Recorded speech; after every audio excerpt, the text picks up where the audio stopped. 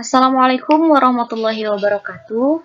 Perkenalkan, kami dari kelompok 4 yang beranggotakan yang pertama ada Sylvia Rahmawati dengan NPM 240671211015. Yang kedua dari Mohasya Sofian dengan NPM 240671211009.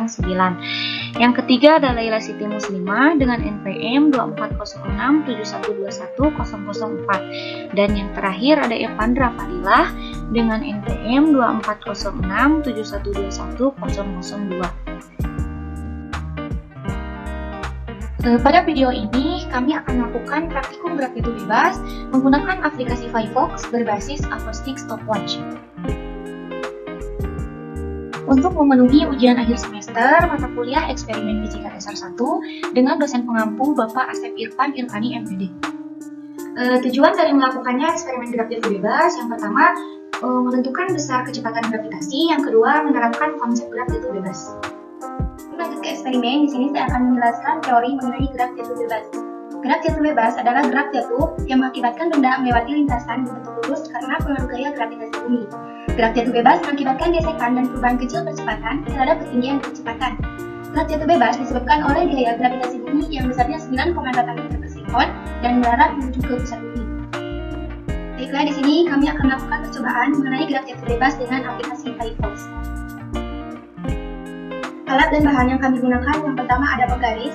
Penggaris ini untuk menahan beban sebelum dijatuhkan. Kemudian yang kedua itu ada meteran. Meteran ini berguna untuk mengukur ketinggian. Dan selanjutnya ini ada pulpen untuk menjatuhkan beban. Dan kemudian di sini ada kelereng. Kelereng ini adalah sebagai bebannya. Dan yang terakhir ini ada aplikasi Firefox dan handphone untuk menentukan waktu saat beban dijatuhkan. Baik, di sini saya akan menjelaskan tentang bagaimana cara melakukan eksperimen gerak jatuh bebas. Langkah yang pertama yaitu kita harus menyiapkan satu buah meteran, satu buah penggaris, satu buah kelereng untuk objek yang akan dijatuhkannya, kemudian stopwatch dan juga aplikasi Firefox. Nah, langkah yang pertama yaitu kita harus menggunakan meteran untuk mengukur ketinggian di mana kita akan menjatuhkan kelereng tersebut. Nah, setelah kita memperoleh ketinggian yang kita inginkan, kemudian kita siapkan penggaris, simpan, dan kemudian letakkan kelereng di ujung penggaris tersebut. Nah, kemudian siapkan juga stopwatch dan juga aplikasi Firefox. Nah, setelah itu kita jatuhkan kelereng dari ujung penggaris berbarengan dengan kita menyalakan stopwatch dan juga aplikasi Firefox. Nah, setelah kelerengnya jatuh, nanti di aplikasi Firefox akan terlihat hasilnya. Nah, percobaan ini dilakukan berkali-kali sesuai dengan kebutuhan kita, akan melakukan beberapa percobaan. Yang membedakan itu yaitu hanya ketinggiannya, dan nanti juga hasil di aplikasi Firefox-nya akan terlihat berbeda sebagai perbandingan. Hasil percobaan yang telah kami lakukan, di sini kami melakukan 10 kali percobaan dengan ketinggian 0,26 meter. Nah, untuk percobaan pertama kami menghasilkan 0,466 sekon. Untuk percobaan kedua kami memperoleh hasil 0,653 sekon. Untuk percobaan ketiga kami memperoleh hasil 0,422 sekon. Nah, untuk percobaan keempat kami memperoleh hasil 0,325 sekon. Untuk percobaan kelima kita memperoleh hasil 0,341 sekon.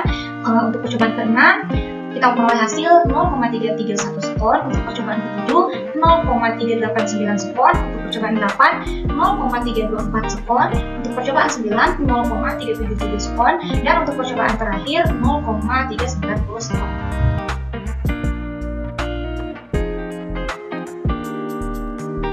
Dari pengolahan dan analisis data, dari hasil percobaan yang telah kami lakukan tadi, di sini terdapat nilai gravitasinya.